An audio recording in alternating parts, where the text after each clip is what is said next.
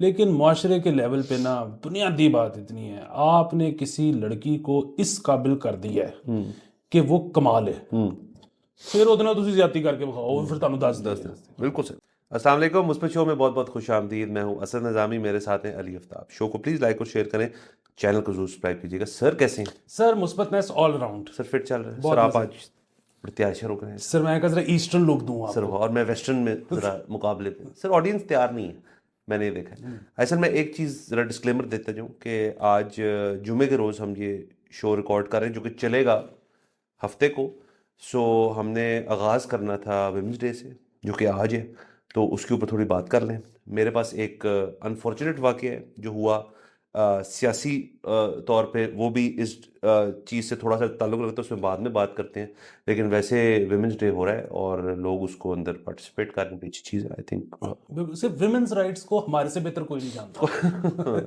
Sir dangerous, ज़रा आप जा रहे हो उसके नहीं ऊपर। सर, देखिए ना, बात ये है कि विमेंस राइट्स की जब भी बात आती है तो लोग कहते हैं कि जी यूं होना चाहिए, वो होना चाहिए, इसको ऐसे करना चाहिए, पहले इस इशू को एड्रेस होना चाहिए।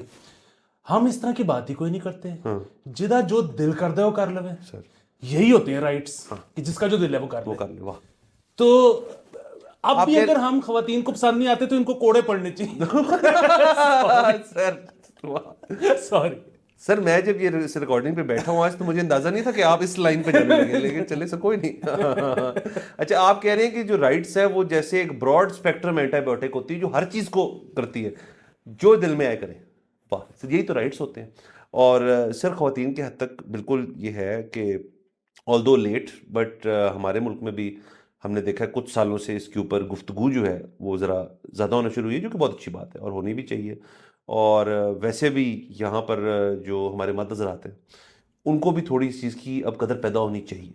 और ये एक वाक़या जो मेरे साथ हुआ कुछ देर पहले, कि मैं जाके अमूमन लोगों के बीच में कहता हूँ यार कि एक एक तौर पे फेमिनिस्ट तो मैं भी हूँ, क्योंकि आप और मैं दोनों खैर से हैं। तो वो उसने बहस शुरू कर दी कि एक मर्द फेमिनिस्ट हो नहीं सकता। मैंने कहा क्यों? कि जी वो तो ख़वातीन हो सकती हैं सिर्फ। और ये ज़रा इसकी मुझे करनी चाहिए, थोड़ी सी तशरीह करनी चाहिए कि यार फेमिनिज्म जो है वो एक एक एक वे ऑफ थॉट है, एक एक एक एक तहरीक है, उसके आप कोई भी हिस्सा हो सकता है उसके। ये तो नहीं है कि क्योंकि उसका पहले चंद लफ्ज़ जो है, अल्फाज है, वो FEM, वो फेमिनिज्म है, तो आप कहते हैं कि सिर्फ औरतें कर सकती हैं। ये लोगों को इस चीज़ से जिस सेकंड वो बाहर आएंगे ना, उनको उस चीज़ की समझ आ जाएगी। मेरा अपना ख्याल है। यकीनन ऐसे ही होगा। और ये तो पाकिस्तान में जो है ना, ये ऐसा दिन है जो 2 दफ़ा मनाया जाता है। हाँ सो और शायद पाकिस्तान को ज़रूरत भी है इसको 2 दफ़ा मनाने की। एक ये 8 मार्च को होता है, ये इंटरनेशनल डे है फॉर वेमेन। और एक मेरे ख्याल में हमारा फरवरी को होता है, 12 फरवरी या क्या। वो पाकिस्तान का विमेंस डे है, उसको इस्टेब्लिश कर लिया गया एक दिन। जो कि इलेक्शन की वजह से खाया गया। हाँ वो खाया गया। उसकी वजह ये, मेरे ख्याल में डेट मेरी यही ठीक है, उसकी वजह ये कि ये वो दिन था जब वो वैफ ने निकाला था जुलूस, मेरे ख्याल में हदूद ऑर्डिनेंस के खिलाफ। ओके। तो उसमें वो खवातीन ही खवातीन थी और पंजाब पुलिस ने उनको पकड़ पकड़ के अंदर भी तो दिया। और उसमें ना एक बंदा भी था, हबीब जालिब, उधर सिर पाड़ता था ना पंजाब अच्छा, ये वो पुलिस। जिसकी तस्वीर भी बड़ी मशहूर है। Okay okay okay. हाँ सर, नहीं अब देखिए, आप ख़वातीन की हद तक पाकिस्तान जो है उसने वो चीज़ कर ली थी जो तमाम दुनिया के ममालिक जो है जमहूरी ममालिक नहीं कर पाए थे, कि हमने अपनी एक फ़ीमेल हेड ऑफ स्टेट, हमारे पूरे ख़ित्ते में सबसे पहले शहीद बेनज़ीर भुट्टो साहिबा थीं। उसके बाद से हमने फिर उस चीज़ को नहीं कर पाए फिर से। हालांकि उनका कमबैक बड़ा ज़बरदस्त था, वो तो बहुत ही अनफॉर्चुनेट वाक़या उनकी असैसिनेशन का हो गया।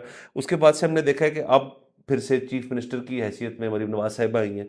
तो और ख़वातीन हमारे पॉलिटिकल सिस्टम का हिस्सा बड़ी देर से रही हैं और बड़े उन्होंने रोल्स अदा किए हैं। पीपल्स पार्टी की तरफ से ख़ास तौर पे शरीर रहमान और हिना रहमानी खान जो हैं, वो उनकी पार्टी का बड़ी देर से हिस्सा है और उनको हमेशा कोई ना कोई एक की रोल मिलता है उसके अंदर। तो ऐसे नहीं है कि हमारे जो सियासतदान तमाम हैं उनके अंदर इस चीज़ की कैपेसिटी नहीं है। हमने देखा है कि ये चीज़ पॉसिबल है और बड़ी अच्छी तरह पॉसिबल है, और ख़वातीन तो आप पर मैं मानते हैं कि एडमिनिस्ट्रेटिव पॉइंट ऑफ व्यू से वो मर्दों से एक लिहाज से बेहतर है। अब वो फिर अस्मा जहांगीर, मलाला, सो बड़ी दलेर किस्म की ख़वातीन जो है जी वो पाकिस्तान ने पैदा की हैं। और शायद उसकी एक वजह ये भी हो, मतलब जाहिर है वो ख़वातीन तो ख़वातीन है ना, जी मतलब वो मतलब पूरी दुनिया की ख़वातीन है, लेकिन पाकिस्तान में जो एक दलेरी आपको नजर आती है ना, उसकी शायद वजह ये है, वो इतनी आवाज़ार जिंदगी है। अगर ये मार दो मतलब पाकिस्तान में, मतलब जाहिर है यार, मतलब पाकिस्तान में मर्द की जिंदगी, वो सब ठीक है साहब, क्या कह रहे हैं मुझे मैं तो सिर्फ ये बताइए। कह रहा हूँ कि पाकिस्तान में मर्द की जिंदगी इतनी आवाजार है, तो औरत की यकीनन मजीद आवाजार होगी। हाँ। सर ठीक है सर, आप कह रहे हैं, मैं देखिए इस पॉइंट पे मैं ऐड कुछ नहीं कर सकता। अच्छा, अब उस पे आ जाते हैं जो जिस वाक़े का मैं जिक्र कर रहा था, जो इससे ताल्लुक क्यों रखता है। हुआ ये कि जी पीटीआई के एक पंजाब के जो सदर हैं, जो कि आई थिंक एडवोकेट हैं, भट्टी साहब, उन्होंने मेरे ख्याल में इलेक्शन के दिनों में या उसके कुछ देर बाद एक जो आई थिंक आरओ का दफ्तर है, कुछ दफ्तर, उसकी डिटेल्स थोड़ी सी अनक्लियर है मेरे नज़दीक, लेकिन उन्होंने बैठ के वहाँ पे ना, लोग काफ़ी खड़े हुए थे, मतलब ये भी नहीं था कि सिर्फ वहाँ पे कोई एक ख़ास किस्म के लोग हैं, मर्द थे ऑब्वियसली सारे। उन्होंने को बहुत ही वाहियात और नाजेबा और गंदी गलीज बातें मरीम नवाज साहिबा की तरफ डायरेक्ट करके उन्होंने की, और वहाँ पे इर्द गिर्द लोग जो थे उन्होंने इससे कैके लगाए और उन्होंने उनकी हाँ में हाँ मिलाई और इसको बहुत इन्जॉय किया इस बात को।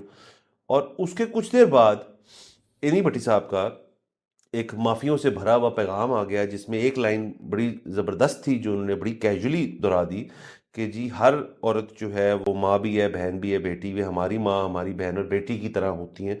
तो ऐसी गुफ्तगू मैंने जोशीले होके मैंने कर दी और मैंने ये सारी बातें कर दी।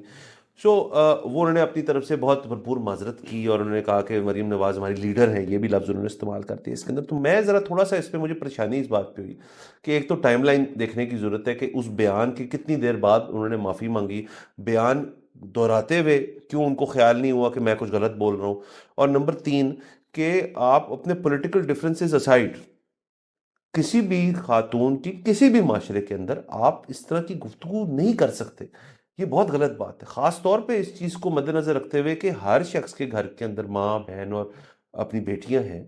और विमेंस डे की देखें ना, एक बुनियादी चीज़ तो ये भी है कि इक्वल राइट्स के अंदर ये भी होता है कि जी आप बैठे हैं, दो मर्द हैं फ़र्ज़ करें, किसी ने उसके बारे में बुरा भला कहना शुरू कर दिया तो इवेंचुअली अगला भी जवाब देगा और उसके अंदर कुटकुटाम हो जाएगा, ज़्यादा से ज़्यादा मैं कहता हूँ कुछ तशद्दुद हो जाएगा, जो कि नहीं होना चाहिए। अब एक खातून है अगर, तो जो केपी वाली असेंबली हमारे पास एक एग्जांपल है, वो रिटेलिएट कैसे करे? मतलब आप ये तो नहीं कह सकते ना कि जी अब खवातीन को हमने इतना एम्पावर कर दिया कि वो कुटे जाके उस बंदे को, कभी नहीं करेगी। तो अगर तो इस चीज़ का फ़ायदा उठाया उस शख्स ने कि मैं जो मर्ज़ी बोलता रहूँ, लेकिन बाद में माफ़ी मांगनी पड़ी, तो माफ़ी, I am sorry, too little too late, मेरे नज़दीक ये पॉइंट है। अच्छा देखिए, ये तो फिर वही वाली बात है, यकीनन अब ये मुख्तलिफ इसमें आ रहा होंगी।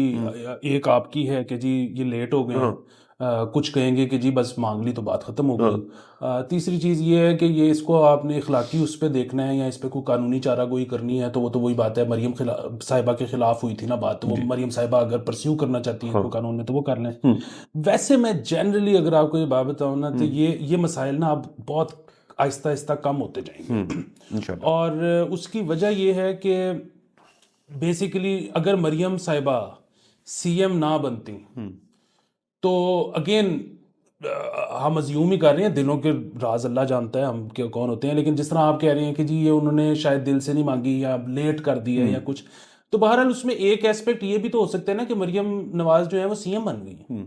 ठीक है, सो अब मसला ये है कि औरत सीएम भी बन सकती है। हाँ इसके अलावा औरत का बेसिकली पहले क्या होता था, वो जिस तरह इंडियन फिल्में थी 90s की, हम जिनको देख के पले बड़े, और हमें लगता था कि बैड बॉयज़ का सीन है और औरतों से बदतमीजी करो और बेसिकली अगवा करके ले आओ लड़की को, ब्याह तो हो जाएगा। ब्याह तो हो ही जाएगा, फिर देख लेते हैं कब तक नहीं मानती टाइप सीन। वो ख़त्म हो गया ना, वो फिल्मों में से कैसे ख़त्म हुआ है, मतलब वो दौर था जब शायद ख़वातीन ने जब सिनेमा जाना होता होगा तो वो किसी मर्द को कहती होंगी अपने घर के कि टिकट ले आओ और और चले हमें ले जाओ और हमें ले आना। तो फिर वो हो रहा था। अब प्रॉब्लम ये है कि मतलब प्रॉब्लम में बात ये है कि अब तो अच्छी बात ये है कि ख़वातीन खुद कमा रही हैं, खुद खा रही हैं, खुद टिकट खरीद लेती हैं, खुद ही चली जाती हैं, खुद ही आ जाती हैं। तो अब वो मसला ये है कि आप अगर इस किस्म की कोई भी चीज़ कहते हो, मतलब ये जो कैंसल कल्चर है, ये तो मतलब बहुत एक्सट्रीम बात है कि आप कैंसिल हो जाओ। मतलब वैसे ही अगर आपको मतलब एक इतनी बड़ी ऑडियंस है, मतलब आज अगर खवातीन फैसला कर लें कि इस बंदे को हमने नहीं देखना, इसको हमने व्यूइंग आवर्स नहीं देने, क्लिक्स नहीं देने, तो मतलब आप यू लूजिंग सो मेनी, मतलब आप हाफ ऑफ द पॉपुलेशन। तो ये अब जो है ना, ये मामलात नहीं चल सकते। और ये जाहिर है अभी ये नहीं है कि पूरा मुआशरा ठीक हो जाएगा। अगेन ऐसे घराने जहाँ पे बच्चियों को नहीं पढ़ाया जाता, जहाँ पे नहीं काम करने दिया जाता, वहाँ पे देर तक चलेगा। जहाँ पे लड़की डिपेंडेंट ही नहीं है मियाँ पे, पैसों के उस पे, ठीक है, तो वो फिर बदतमीजी भी नहीं बर्दाश्त करेगी, वो कुछ जुल्म भी नहीं बर्दाश्त करेगी, वो अलहदा। जो कि ठीक है, जिसको हम प्रमोट करते हैं, जिसको इनफैक्ट हम चाहते हैं कि एक पंजाब लेवल में हमें एक, देखिए ना, हर चीज़ में जैसे हम अपने शो पे बात करें सिल्वर लाइनिंग होती है। बहुत सारे लोग जो है, खासतौर पे पीटीआई वाले, वो नाराज़ हैं इस बात से या अफसुर्द हैं इस बात से, लेट से कि जी मरीम नवाज जो है वो सीएम बन गई है, उसमें नेपोटिज्म वाली डिबेट है। लेकिन उसमें सिल्वर लाइनिंग ये भी है कि वो खातून है, और अब उन एलिमेंट्स पे ये तो आगे वक्त बताएगा ना कि वो उस चीज़ को आगे लेके जाती हैं, अपने अपने मंशूर का हिस्सा बनाती हैं, नहीं कि उन्होंने आगे करना क्या है सारी चीज़ के ऊपर, वुमेन्स इश्यूज़ के ऊपर। सो ये आगे वक्त बताएगा। और अगर तो वो कर गई तो आप देख लीजिएगा कि जैसे आप कह रहे हैं कि हाफ ऑफ द पॉपुलेशन जो है, मतलब अगर उनको किसी भी पीटीआई वोटर खातून को अगर वो थोड़ी ऑब्जेक्टिवली एक चीज़ को देखे और वो कहे प्रैग्मेटिकली देखे कि यार इसने मेरे हकूक़ के लिए काम किया है, उसने हमारी वुमेन्स के लिए कुछ काम किया है, तो वो देंगी, क्यों नहीं देंगी? बिल्कुल बुनियादी बात यही है कि, और वो मुआशरे के लेवल पे तब्दीली है, वो मतलब सियासी तो है ही, हर चीज़ सियासी होती है, लेकिन मुआशरे के लेवल पे ना बुनियादी बात इतनी है, आपने किसी लड़की को इस काबिल कर दिया है कि वो कमा ले, फिर उतना तुसी ज्यादती करके बखाओ, फिर तुहानू दस दस बिल्कुल सर। तो चलिए सर, ये हमारा थोड़ा सा वुमेन्स राइट्स के ऊपर एंड वुमेन्स डे के ऊपर, क्योंकि हमारे से बेहतर कोई जानता नहीं है, जानता नहीं है कोई भी चीज़ हो। सर आप क्या चाह नहीं रहे हैं? नहीं सर, कह रही है कि जब दो बॉयज बैठ जाते हैं ना, तो फिर अंडर द मतलब सन कोई चीज नहीं है जिसको हमसे बेहतर हाँ, ये बात ठीक है आपकी, सब पता है। आगे चलते हैं सर। अच्छा सर, ये हमने अपने शो पे भी बात की थी, ये जो जस्टिस मुज़ाहिर नकवी हैं, उन्होंने रिज़ाइन कर दिया, उसके थोड़ी देर बाद एक और जज साहब ने भी रिज़ाइन किया था शायद। इनके बारे में सुप्रीम जुडिशल काउंसिल जो है उसका कल रात को लेट थोड़ा सा, उसमें उन्होंने अपनी फैसला जो था उनकी सारे केस के ऊपर उस बताया। उसके अंदर उन्होंने कहा जी कि हमें इनकी जो इरेगुलरिटीज़ हैं उनके ऊपर इनको पहले ही फ़र्क कर देना चाहिए था, ना कि उनको रिज़ाइन करने का वक्त मिल गया और उन्होंने रिज़ाइन कर दिया। रिज़ाइन तो एक रिलेटिवली ऑनरेबल है उस तरह से, लेकिन उनके जो इल्ज़ामात हैं वो फिर बहुत ही संगीन होंगे, जिसकी वजह से ये हुआ सारा। अच्छा, वो ऑनरेबल एग्जिट पे ये बात हुई है, लेकिन अभी भी वो ये कह रहे हैं कि जी इनको टर्मिनेट किया जाए, और उसका जो है वो फैसला जो है इवेंचुअली इन्होंने तो काउंसिल ने तो भेज दिया आगे सदर को, सो सदर ने अब साइन करना है।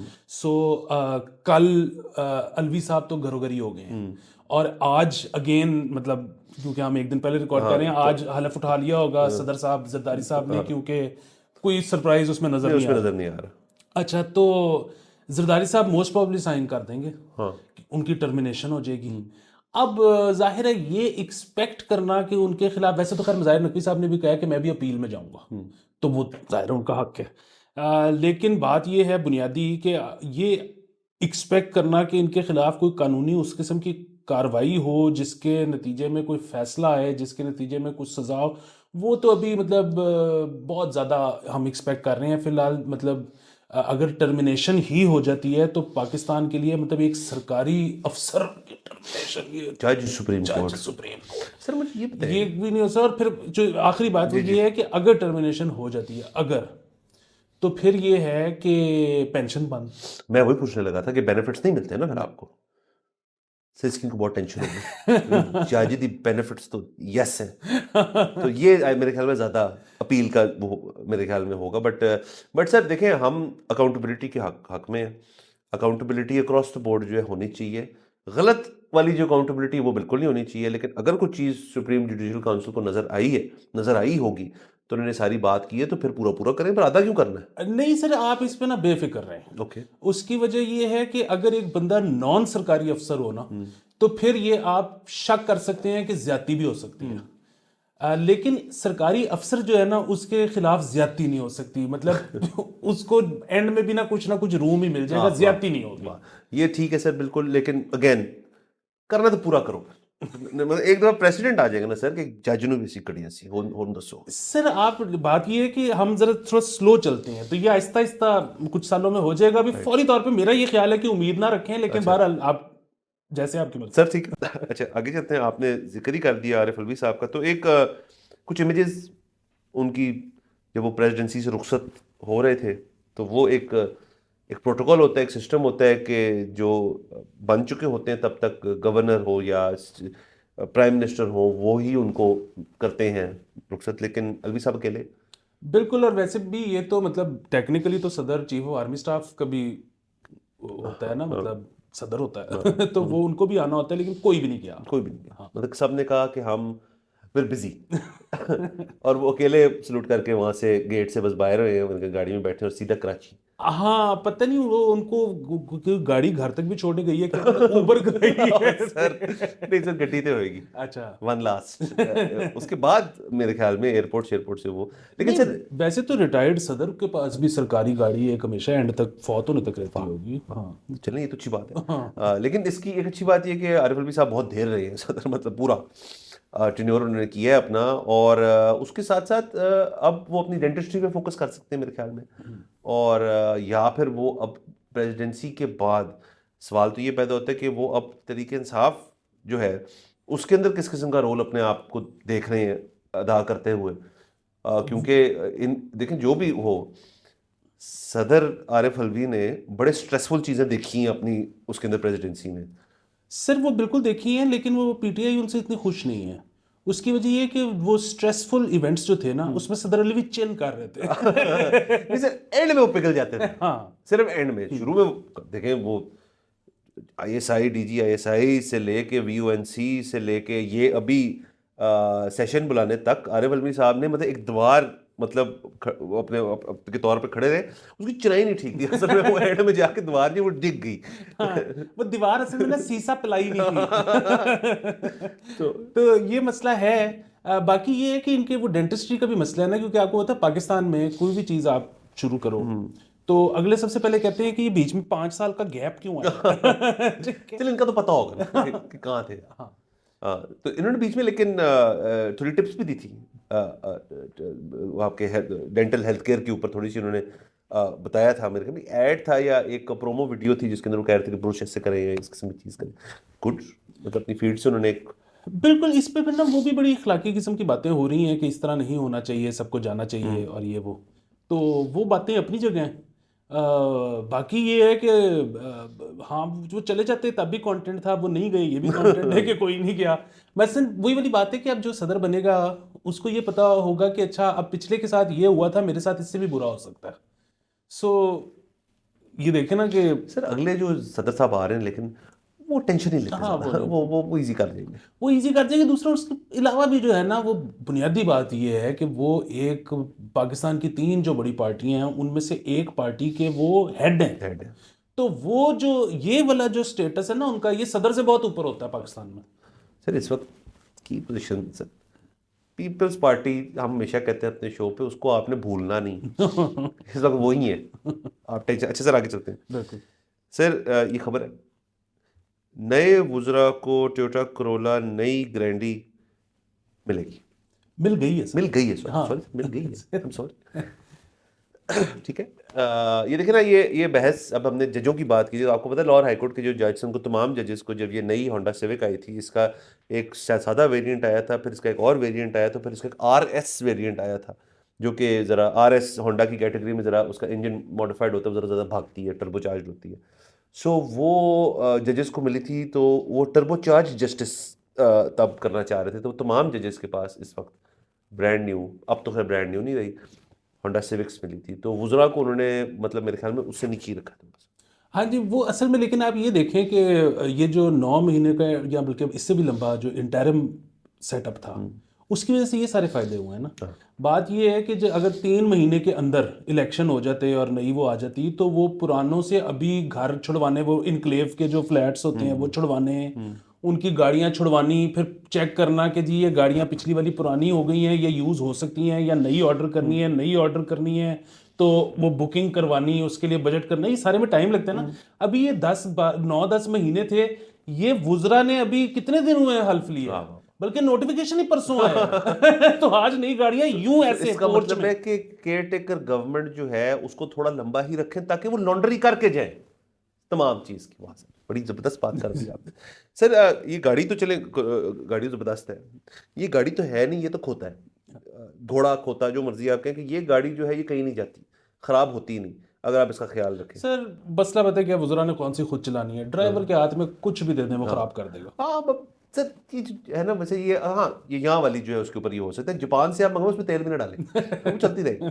अच्छा तो ये बड़ी अच्छी चीज़ है सर। गाड़ियों की अगर हम बात कर ही रहे हैं तो एक गाड़ी का मैंने आपको बताना था सर, शॉर्ट सर के लॉन्ग बताएं। सर ये GWM great wall Motors China का बहुत बड़ा SUV मैन्युफैक्चरर है और बहुत एक्सपोर्ट है, बहुत बड़ा है। सो उनके बहुत वेरिएंट्स हैं। ये जो हैवल भी है ये भी GWM ओन करता है एज अ ब्रांड, और GWM अलहदा भी एक ब्रांड है। सो उनकी तरफ से उन्होंने नई गाड़ी लॉन्च कर रहे हैं वो पाकिस्तान के, जिसका नाम है टैंक 500, जो कि लैंड क्रूजर जितनी बड़ी है, इफ़ नॉट थोड़ी सी उससे ज़्यादा बड़ी है। 7 सीटर, बाकायदा तोते चिड़ियाँ सब कुछ उसके अंदर इंस्टॉल्ड है। A1 हाइब्रिड है, HEV, और 11 करेगी, तो क्रूजर 11 कर रहा है। और ये उसकी शीट्स में पढ़ रहा, स्पेक शीट पढ़ रहा था, तो बिटवीन 9 एंड 11 जिस तरह आप चलाते हैं गाड़ी, तो 11 बहुत ज़बरदस्त। गाड़ी टॉर्की है, पावर अच्छी है, Apple car play what not, उसके अंदर हीटेड सीट, वेंटिलेटेड सीट्स, मतलब सब कुछ है उसके अंदर। और प्राइस टैग जो है वो उसका है 4.5 करोड़, जो कि बहुत ज़्यादा पैसे हैं एक चाइनीज़ गाड़ी के लिए, लेकिन वो बड़ी उन्होंने रिस्क ले लिए इस मार्केट में। वो compete करने आए लैंड क्रूजर से। अब लैंड क्रूजर अगर आप इस फीचर्स वाली स्पेक वाली गाड़ी लेना तो वो आपको 12 से 16 करोड़ रुपए से कम की नहीं मिलेगी गाड़ी, बहुत महंगी हो चुकी है लैंड क्रूजर। लेकिन ये जो है वेरिएंट 4.5 में, अब ये मार्केट जो है, मुझे तो आजकल असेसमेंट नहीं रहती कि कार गाड़ियों की मार्केट है क्या, इतना सब कुछ स्लो हुआ है, बायर है नहीं सेकंड हैंड गाड़ियों का, नई गाड़ियां कितनी को निकल रही हैं हमें नहीं पता, सवाई गुजरा जो है। लेकिन इस गाड़ी की क्या मार्केट होती है ये वक्त बताएगी। जो 4.5 करोड़ बहुत बड़ा प्राइस है, कंपेयर टू क्रूजर तो कम है, लेकिन क्रूजर क्रूजर है। हाँ, क्रूजर बेसिकली लोग तो लेते हैं ना रिकवरी के लिए। हाँ, ठीक है कि मतलब जब किसी के घर आप एक क्रूजर पे प्रोटोकॉल है उसका। जाएंगे हाँ तो अगला कहेगा कि यार इसके साथ पंगा नहीं लेना। हाँ ठीक है, तो वो इसका ये ब्रांड ये ले है कि नहीं, इसकी पावर ज़ाहिर है 4.5 करोड़ 12.5 करोड़ के मुकाबले नहीं होता। लेकिन मेरा ये ख्याल है कि ये बिक जाएगी शायद गाड़ी, मेरे ख्याल के मुताबिक। और उसकी वजह ये है कि जिस तरह से आम गाड़ियों की कीमतें ऊपर जा रही हैं, सो वो इस तरह की गाड़ियों की कीमतें वैसे ही लोग जब मैथ्स करते हैं ना तो वो ऐड अप हो जाता है। ये बिल्कुल वैसे है कि स्पोर्टेज जो है वो एक फजूल सी गाड़ी है। लेकिन वो इतनी ज़्यादा इसलिए बिकना शुरू हो गई थी, आजकल तो शायद कुछ भी नहीं बिक रहा, लेकिन वो इतनी ज़्यादा इसलिए बिकनी शुरू हो गई थी क्योंकि सिविक 1.25 करोड़ की हो गई थी। तो लोगों ने जब वो मैथ किया तो उन्होंने कहा कि यार 1.25 करोड़ में ये डेढ़ गाड़ी ना ले लें, मतलब समझ नहीं ना आती। ये है। तो ये वाली बुनियादी वजह है। इस पर मैं आपको एक और खबर दे दूं कि 2024 में प्रोटॉन की एक भी गाड़ी मैन्युफैक्चर नहीं हुई और एक भी गाड़ी सेल नहीं हुई। रियली यस, सो आप उसका एंड तो शुरू है, करीब समझो। करीब समझे। सर ये चाइनीज़ वेरिएंट्स जो है ना ये एकदम से ज़्यादा आगे, जिसमें आपने प्रोटॉन को जिक्र किया, चंगन है, ये GWM है, तो GWM और बाकी सारे, GWM की हैवल ब्रांड तो अच्छा बिका है, वो तो मार्केट हमें सड़कों पर भी नज़र आ रहा है और उसकी मार्केट अच्छी है। बट ये अगर तो मैं ये कह दूं, जो कि गलत स्टेटमेंट है फिलहाल होगी, कि चाइनीज़ ब्रांड्स की एक्सेप्टेबिलिटी आ गई, ये गलत है। मेरे ख्याल में अभी तक होंडा, सिविक, टोयोटा, करोला वाली मार्केट अपनी मार्केट है, कोरियन ब्रांड्स की अपनी मार्केट है डेफिनेटली, और कोरियन ब्रांड और होंडा करोला वाले स्वैप करते रहते हैं। चाइनीज़ ब्रांड्स की मेरे नज़दीक एक सेपरेट मार्केट है, वो रिस्क टेकर है। वो बंदा जो वो गाड़ी ले रहा है ना, वो गाड़ी ले रहा है गाड़ी देख के, वो उसकी रिलायबिलिटी फैक्टर को इतना नहीं देखता, वो देखता है यार इस चाइनीज़ ब्रांड के पीछे कंपनी कौन सी है। अगर तो पीछे कंपनी सॉलिड है ना, तो फिर आप ज़रूर लें वो गाड़ी चाइनीज़ जो है, क्योंकि उसकी बैकअप होगी, उसको आपको वो मरने नहीं देंगे। MG जो है हालांकि चाइनीज़ गाड़ी है, टोटली चाइनीज़ गाड़ी है, पीछे ग्रुप जो था वो स्ट्रांग नहीं हमें लगा, गाड़ियों के ऊपर शुरू में डिलीवरियां नहीं हो रही, पार्ट्स नहीं मिल रहे, स्टीयरिंग खराब हो रहे हैं, गाड़ियां खड़ी हैं 6-6 महीने खड़ी हैं। अब जाके कुछ स्टेबिलिटी आई है, लेकिन अब आप एमजी की सेल वो देखें तब क्या थी, और अब तो डिप हर जगह। एमजी की डिप एक और वजह से भी आई है कि जिसने लेनी थी उसने ले ली, लेकिन उसका चाइनीज का जाका खुल गया, अब वो कोई भी चाइनीज गाड़ी ले सकता है। देखिए यहाँ पे ना मैं चाइनीज गवर्नमेंट को कहना चाहूँगा हम्म। कि वो एक ना स्टेटमेंट जारी करें। हम्म। जाहिर है पाकिस्तान उनके लिए एक मार्केट है, जी। वो यहाँ पे कहें जी कि आप अपने कार मैकेनिक पे ना जाएं, हम्म।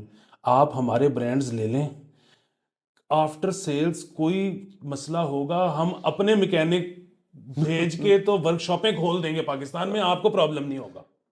लोग पागल हो जाएंगे। और सर अब देखें, एक और जो सबसे अनफॉर्चुनेट चीज़ है वो ये है कि चाइना के जितने ये तमाम बड़े ब्रांड्स हैं उनके पास इतने इलेक्ट्रिक वेरिएंट्स हैं, हमने गिने चुने देखे हैं जो पाकिस्तान तक पहुंची हैं।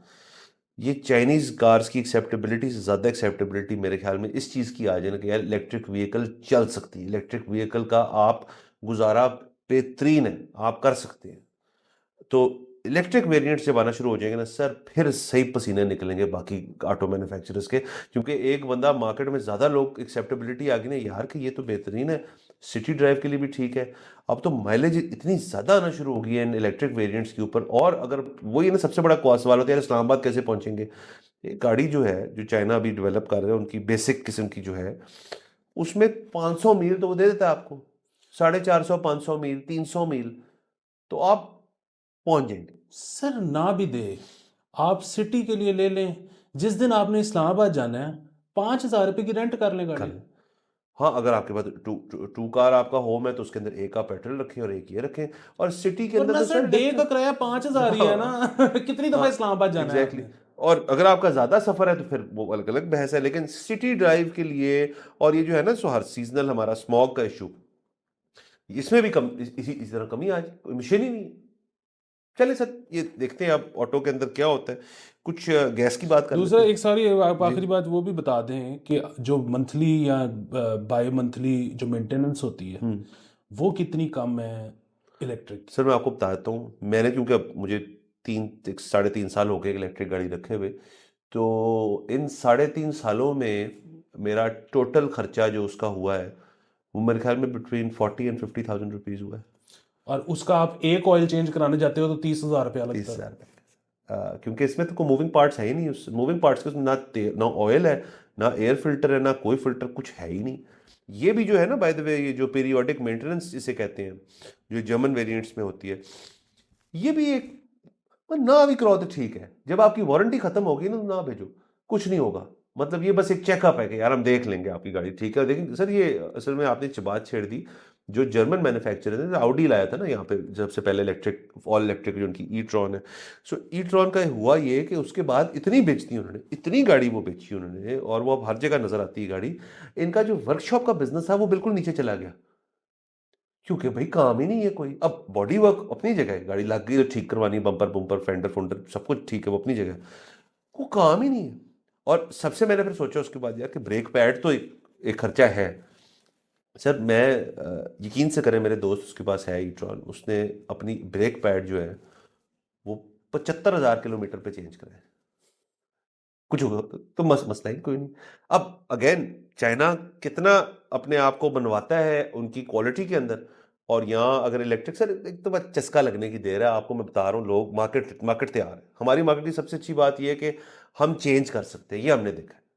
वो पुराना वाला शैकल्स जो है वो टूट चुके हैं सर। गैस तो दो खबरें गैस के बारे में, एक ये है कि स्वी गैस के नए कनेक्शन के लिए 30 लाख दरख्वास्तें जमा हुई हैं, पता नहीं क्यों। और दूसरा ये है कि गैस महंगी, कमर्शियल सार्फिन कनेक्शन मुंतका करने लगे हैं। 7,000 7,000 7,000 कमर्शियल तो छोड़ गए कि गैस ही नहीं चाहिए।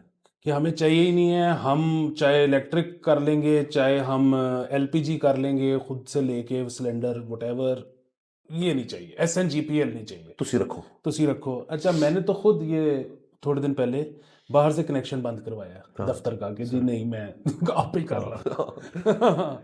सर अब ये जो है ना जो आपका इंडक्शन वाले जो होते हैं, जो इलेक्ट्रिक स्टोव्स वगैरह होते हैं, अब उसके ऊपर बड़ी बहस है कि देखें वो उसकी जो पहले वाले होते थे ना उनके अंदर जैसे ग्रेड्स है 1 to 9 तक अमूमन होता है, जिसके अंदर आप शुरू होते हैं 200-300 वाट से अप टू 2000 वाट्स।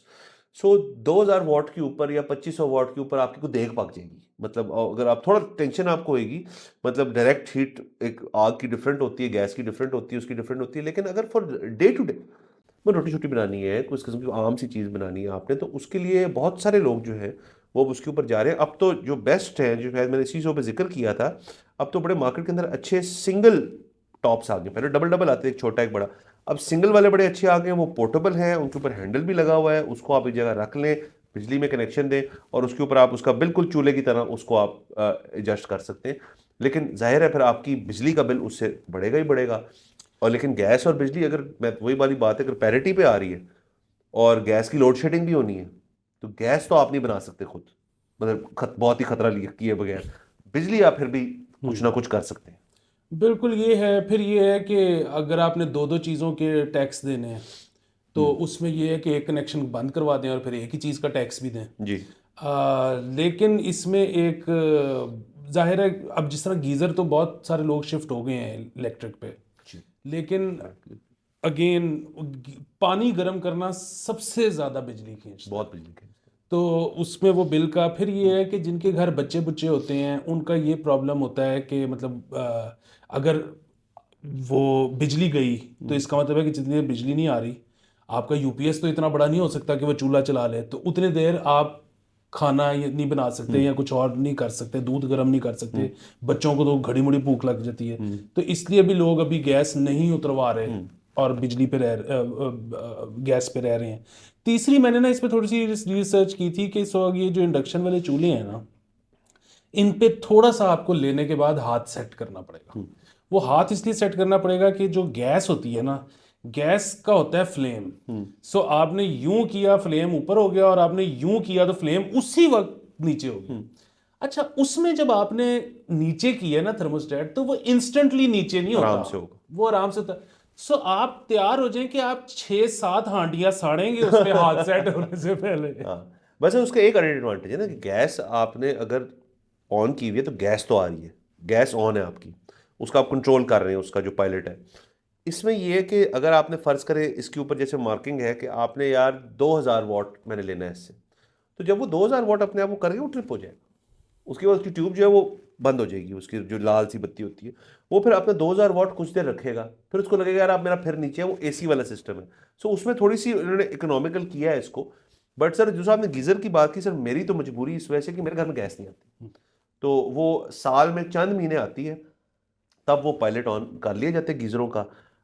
लेकिन गीज़र भी अब इंटेलिजेंट आ गए हैं बाय द वे, अगर आप इन्वेस्टमेंट करना चाहें तो वो हाइब्रिड वाले बड़े अच्छे गीज़र आए हुए हैं। और उनकी लुक भी वो नहीं है, वो जो सिलेंडर नहीं होता, वो चौरस टाइप है, और उनके फ़ोन पे आप पे डेटा आता है, डिजिटल डिस्प्ले है, और वो गैस भी जा रही है, बिजली भी जा रही है। वो उसका अपना सिस्टम जो है वो देख रहा है यार गैस आ गई है, गैस लो, बिजली बंद कर दो, गैस चलेगी तो बिजली खुद ही ले लेता है। तो ये बड़े इंटेलिजेंट किस्म के गीजर्स जो हैं ये भी आना शुरू हो गए नए घरों में, आप देखेंगे। और वो ऐसा गीजर है जो आप आवाम को भी दिखा सकते हैं, मतलब उसमें आपकी घर की लुक नहीं खराब हुई, मतलब रोबोट खड़ा हुआ है, तो उस लिहाज से अच्छा है। लेकिन सर ये गैस का मसला, मैंने हमने शो पे आपको बताया था कि ये 65% इंक्रीज जो था वो तो पहले से ही अप्रूव था, होना 15 तारीख को था, वो हो गया।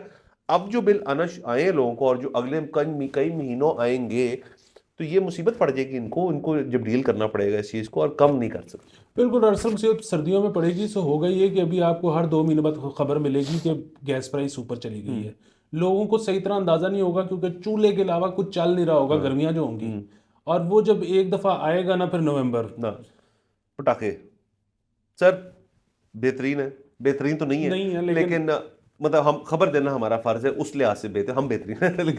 लेकिन और आप बाकी ये ना कि इसमें मुस्बत पहलू ये है कि आप ठंडे पानी से नहाना सीखें, और वजन कम करें। वजन कम होता है, मेटाबॉलिज्म बेहतर होता है, स्किन बेहतर होती है, स्किन के मसाइल आधे से ज़्यादा ख़त्म हो जाते हैं। सर ये बात ने बिल्कुल ठीक बात की, जो जो आदत है ना कि स्टीम के अंदर जाके नहाना, ये बड़ी जल्द के लिए बहुत गलत होता है। और आप ये देखें ना कि मतलब ये जो होता है ना कि ताजगी का एहसास, फ्रेशनेस नहीं हो रही है। आप सर्दियों में ठंडे पानी के नीचे जाएं करके ऐसे फ्रेश। हाँ सर, मतलब अगर आप आप 2-3 घंटे भी सोए और सारी रात और आप एक ठंडा शावर ले लें, सारे दिन के लिए आप चेक सेट है। सर एक आखिरी चीज़ कर लेते हैं। जो सेनेटर मुशैद हुसैन साहब हैं, उनकी एक तकरीर थी, उन्होंने उसमें कहा जी कि इमरान खान साहब जो है उनको जेल से निकालें। और वो कह रहे थे मुशर्रफ साहब के सामने भी एक दफ़ा उन्होंने इस किस्म की कोई बात की थी, तो ज़ाहिर इशारा तो उसी तरफ कर रहे हैं कि जी करो जब इसको। नवाज शरीफ साहब अंदर थे हाँ, तब भी इन्होंने कहा तभी था। उन्होंने कहा था। तो इनको उनका एक मुतालबा है कि बाहर निकालें उनको, और बहुत सारे लोग जो हैं वो भी ये चाहते हैं यकीनन। लेकिन मेरे तो अपने ख्याल में कि जब उनको निकालने का फैसला भी हो जाएगा, क्योंकि उनके ऊपर पौने को 300 केस हैं, तो सर वो तमाम चीज़ों के ऊपर कुछ बेलिंग और ये करने, कागजी काम ही इतना, एडमिनिस्ट्रेटिव काम ही इतना, मेरे ख्याल में उनको तमाम जब फैसलों के बाद भी मेरे ख्याल में 2 महीने लग जाएंगे बाहर आते आते, कि वो कहेंगे यार कागज ही नहीं बनते सारे। सर वो जब जब विल होती है ना तो कागज भी बीच में आता है। मतलब आप देखें कि मियां साहब ने जब भी वापस आना था तो बेलें शेलें सब कुछ हो गया था। बंदा एयरपोर्ट पासपोर्ट लेकर आया बिल्कुल, मतलब अभी वो आ रहे हैं, हसन हुसैन आ रहे हैं, था। हाँ। तो उनकी बेलें शेलें सब कुछ हो गया हुआ है। सो वो रास्ते में नहीं आती कागजी कार्रवाई। बाकी ये है कि मतलब मुशाहिद साहब जो हैं वो उन्होंने मतलब जाहिर है अगर मुशर्रफ साहब के सामने भी कहा था तो, और ये उन्होंने बेसिकली मिसाल इसीलिए दी है कि मैं पहली दफ़ा